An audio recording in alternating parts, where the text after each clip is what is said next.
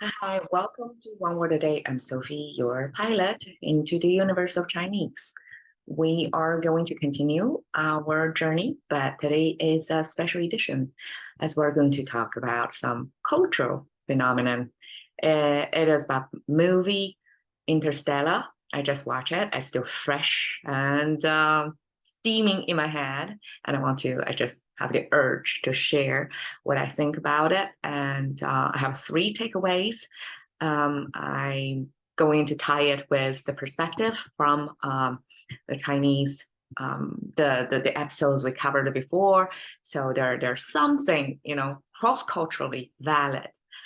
Because this movie is it's a representation of the not current, I guess 21st century concept of humans in the universe, like their position, right? And their envisioned pretty up and coming disaster and how we find a new home. And yes, there will be some plot spoilers here. So if you haven't watched it, I urge you to watch it first before you come back to the episode.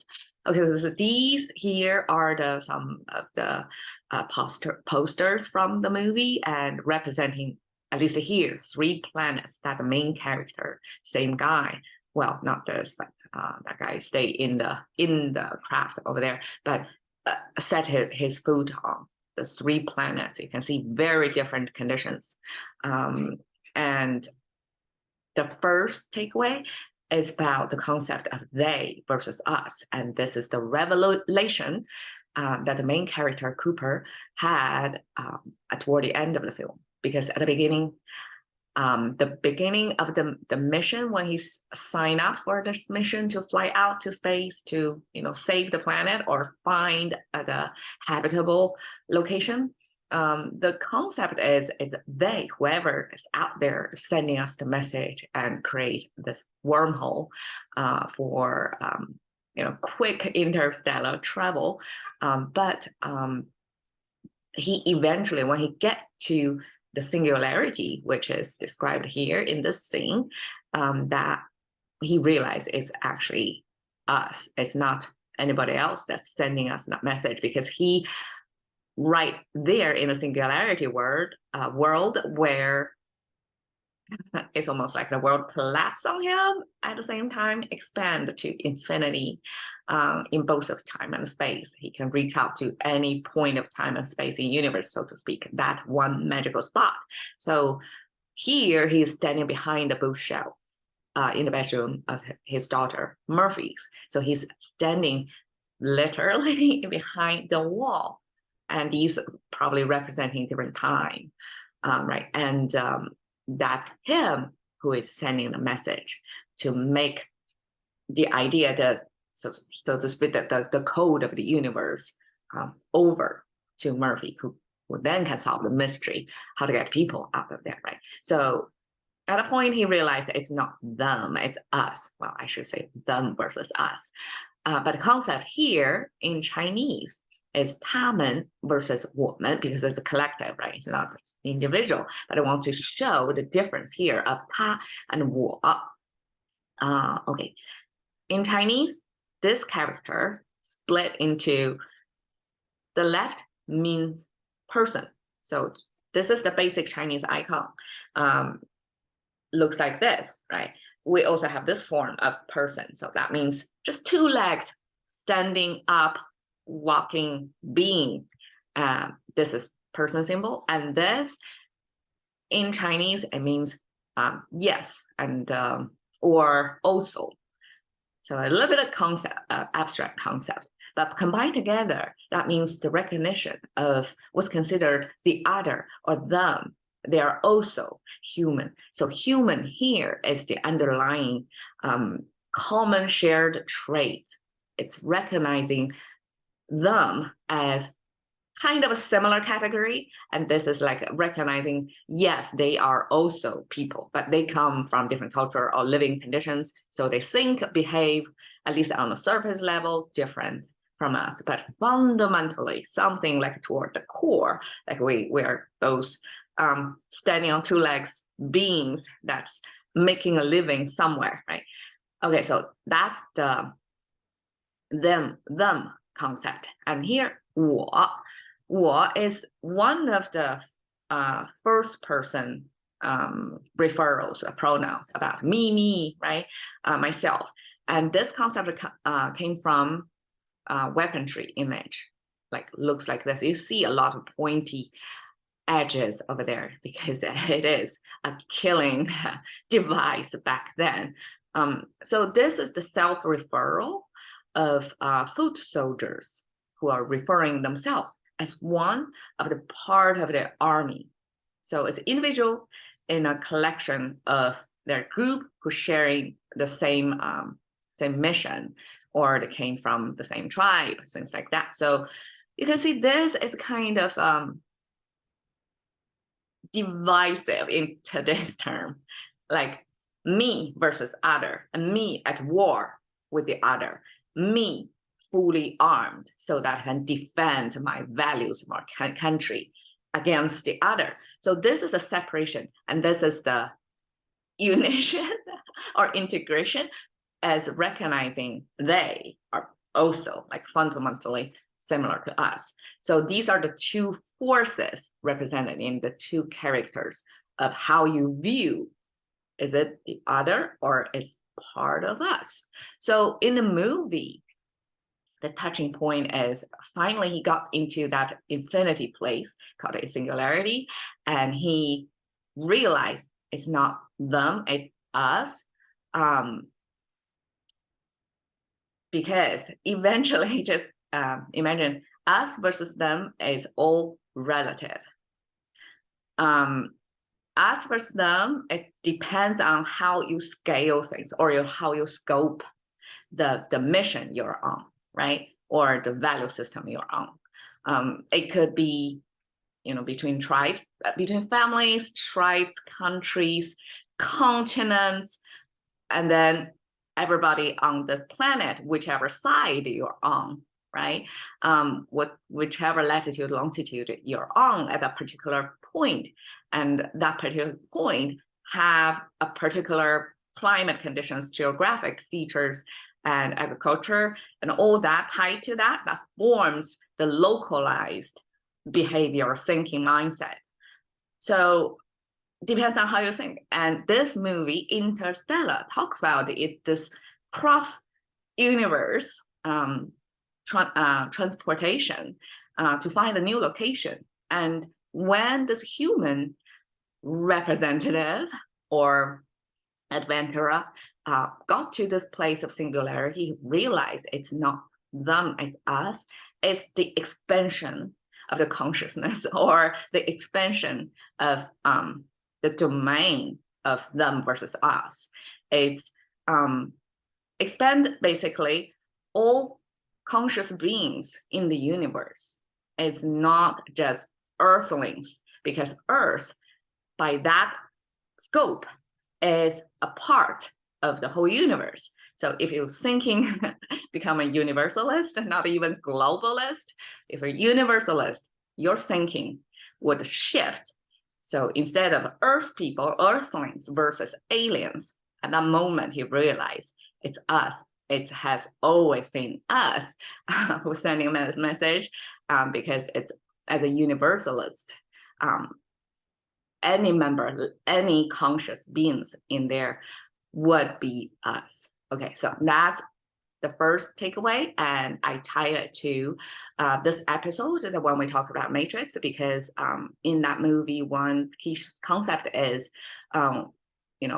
astronauts fly in from a 3-dimensional world plus time, probably 4 dimension, into a 5-dimensional world, and a 5-dimensional is very hard to represent on a 2-dimensional space or 3-dimensional. So here, the Matrix talks about the 2-dimensional world. You have rows and columns make up of a matrix, but it's only 2 columns. 2 directions. And on a coordinates, it's only X and Y. That's it. But 3-dimensional will have a Z, right? And then when we have a time, it's one more direction.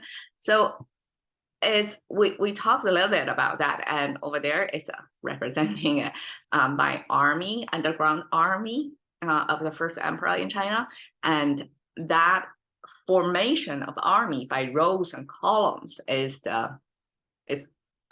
looking just like matrix layout. And I want to point out here is it's very difficult to imagine 5 dimension from our current dimensional world. Okay, so second takeaway is at some point when the main actor realizes not only is it them or us, the second breakthrough moment is to realize it's not the ghost who sent the signal in the bedroom of his daughter.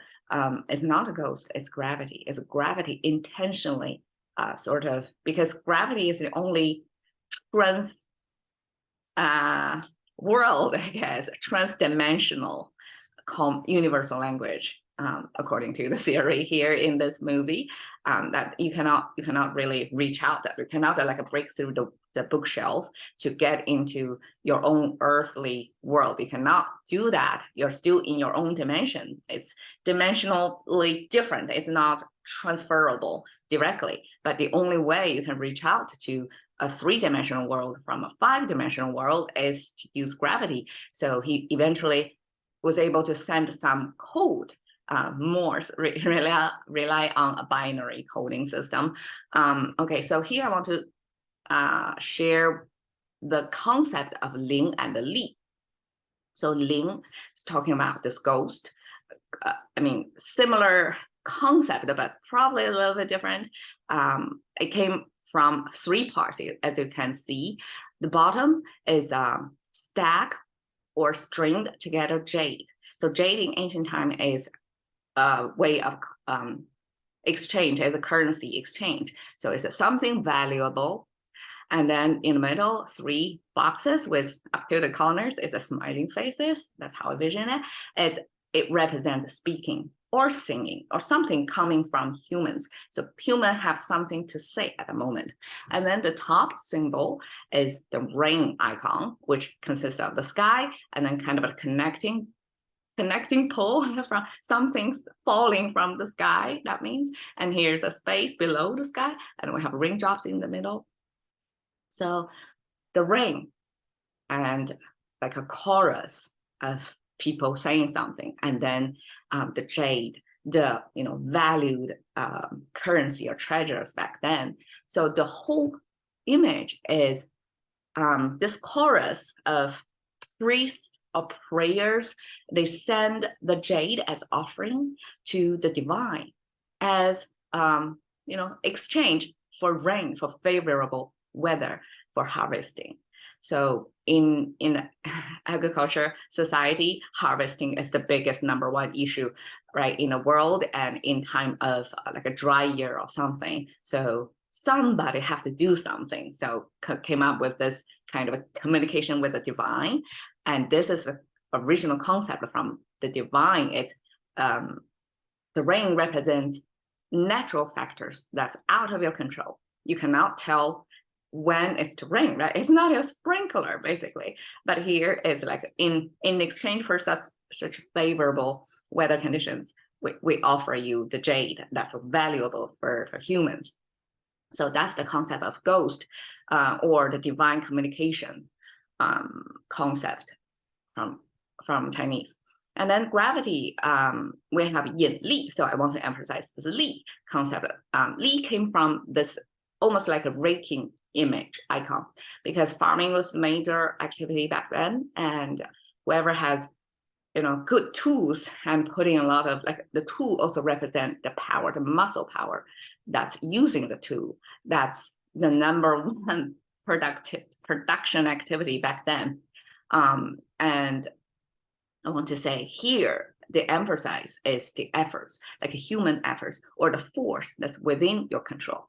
And here it's something like beyond our human control. So we're seeking the support, the help from heavenly, weather conditions.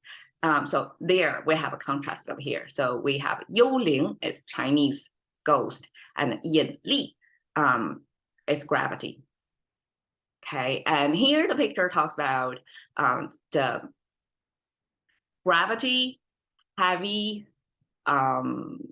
Okay, so this is a black hole. So according to the movie, the location, the planet, which is Miller's planet over here, getting too close to the black hole, and then the gravity will be warped. And so is time. So whenever gravity is warped, or the gravity is a super high or low, I forgot, there's a corresponding calculation of time are going to be shifted. So that's what gravity does to you. Okay, so here there are two episodes that I can relate to. One is about this ghost image. 牛鬼蛇神 was the demonization process back then, about 17 years ago in China. And you can see this is a kind of a stage. It's organized movement, political movement. Let's get rid of a percentage of a population, identify them as the demons, specifically represented as 4 characters. That we talked about the new ox, ghost, 蛇, snake, 神 is kind of like a divine. So 4 beings are non-human beings. So that's how Chinese use these symbols to represent their demons. So this is sort of like a Chinese witch hunting, politically motivated back then.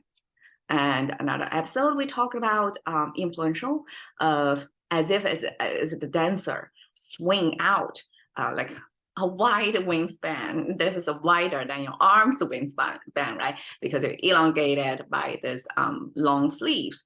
And we use that phrase 长袖善舞 to mean like you are very influential. You touch far, you reach far away from your center, like your influence is so impactful. It can reach out to far corners in the space. And this is from a movie to illustrate this 长袖善舞. Probably that's one ancient stylized dancing that use a lot of arm movement, and to exaggerate that, let's use long sleeves. And here I want to share the concept back then. So these are standing on the toes kind of feet, kind of representing like that. And then this is kind of the dancer reaching out the arms and holding something, kind of agricultural stuff. So I would imagine like a celebrating harvest was the major motive of dance back then. So this is something about crops harvesting and holding hand, and they're just so happy and they dance around for that. So that's the original character describing pretty vividly about how people dance and probably why people dance. And eventually this like logistically extended into influence. So not just about spatially reaching out far, is influence-wise, like more people believe in what you are believing. So that's the kind of influence. Okay, number 3 takeaway is in the beginning of the movie is setting the pretext of why there's such a mission needed, and that just by caregiver and explorer, this concept, the 2 roles that society expects you to take, says a lot about the stage of that society. That's a super conservative society, to conserve all the energies and resources and pour that into agricultural activity, because that's the main thing. Like people need to survive on food, and becoming farmers become the the number 1 most respected profession back then. And here find the Chinese concept, that's 看护人 versus 探险者. So that's 2 roles as a translation of this. And I select 1 character of each to represent the main idea of 看护人. So this is a who. Who means maintainer. So somebody who's, or watchdog, almost like somebody who is watching the orders of things. And the left side is about speaking. It's a speaking symbol, involves the mouth symbol, right? And then the tip of the tongue, the arrow pointing inside the mouth, and then the 2 horizontal lines, I read it as the sound bites going through space. So that's the whole mechanism about speaking. And the right side, we have this horn shape that represent sheep. And then the middle this looking like complicated structure is actually a cute bird in flight, sideways view. So this is the head of the bird, this is the feet of the bird, and these are the feathers of the bird. So that's a bird symbol. And at the bottom right is the 3-finger hand symbol. So that, to my understanding here, is catching of the bird, or like herding the sheep, kind of managing these are essential food source, protein food source.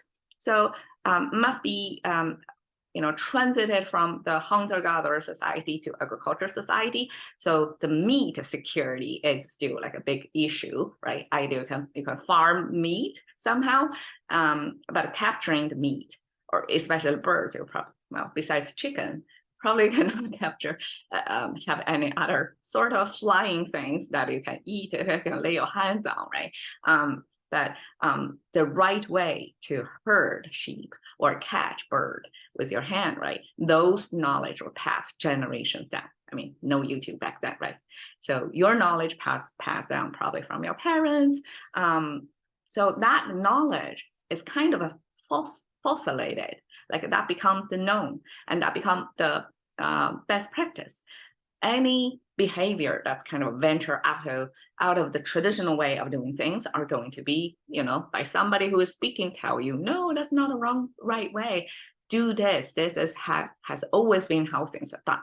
So that's essentially the mood of this 看护人, this caregiver role. Even if in English, in that movie, people phrase it as caregiver. It's as if you're taking care of people, but actually it's very confining. It's not really caregiver, it's control giver probably.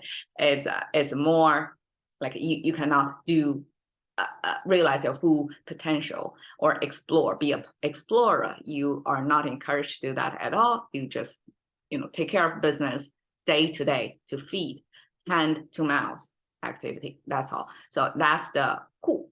And 探险者, this has the 5-finger hand symbol on the left side. Here's the hand symbol. And then we have the right side. This is a cave. So it's an arch with 2 like carved out corners to mean there are holes in the wall, something like that. And there's a chimney over there.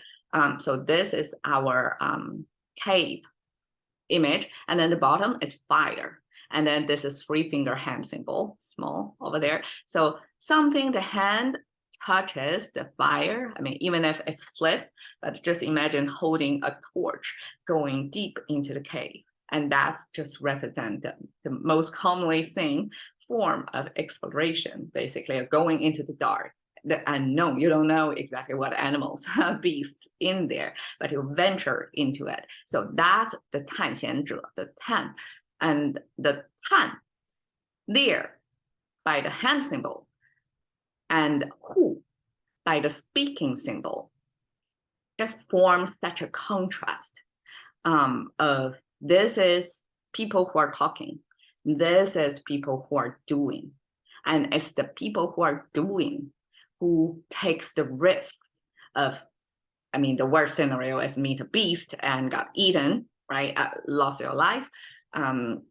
So it's through trials and errors, but there are also chances that you find something like previously unknown, because it's deep in the cave. It's not a terrain that farmers are normally going, right? So this is the picture to represent this 2 mode of culturally valued way of activities. So this is farming, but it's under the dust bowl of worsening climate or environment. That's not even good for farming anymore, but it's still like holding it there because people probably too scared to adventure. And then this bottom shows this border with the wormhole entering on this interstellar travel vehicle, that's showing like you are literally going to the unknown. You're going through that cave in the universe to explore to the other side what's there. So this represents 看护人, the caregiver, and explorer, 2 value systems.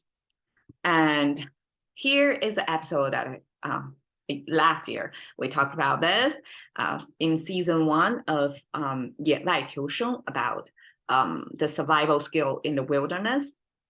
So 野外 is a field and outside and seeking to be alive. So 求生, we often say 求生欲 is this instinct to survive. And here is, I mean, our imagined figure of a traveler, the most best known explorer of through like supposedly 5,000 years of history. This one person is known to explore throughout the mountains and rivers in China, the big terrain, and he came up with books to talk about his traveling, the different little worlds seen, because back then it's not unified as today, right? Everybody watch similar content online, but back then, no such way of easy communication of ideas.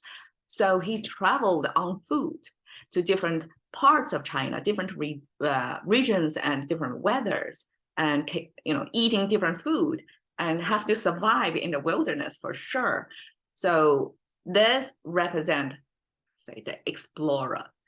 Very rare, because majority of the population in China back then, their sole motivation and goal and achievement benchmark is to stand out in the national exam, just like today, and become a scholar and eventually become a government official, so that they can have their influence on many, many people's lives, and their leathers, and some people are just motivated by that, right? But he has a different idea, and he spent his lifetime just being an explorer. He basically signed out of the current system as a caregiver. That was, Chinese was agricultural society, even today too. That caregiver value is the mainstream idea, but he was one of the rare explorers back then. All right, so that's my 3 takeaways from Interstellar. It's very relatable to Chinese culture as well. The issues, the values, the stories, very inspiring to me. And I hope you like, and probably if you have watched it, revisit the movie. It's so awesome. All right, cashing into the currency of thinking with one word a day. See you another day.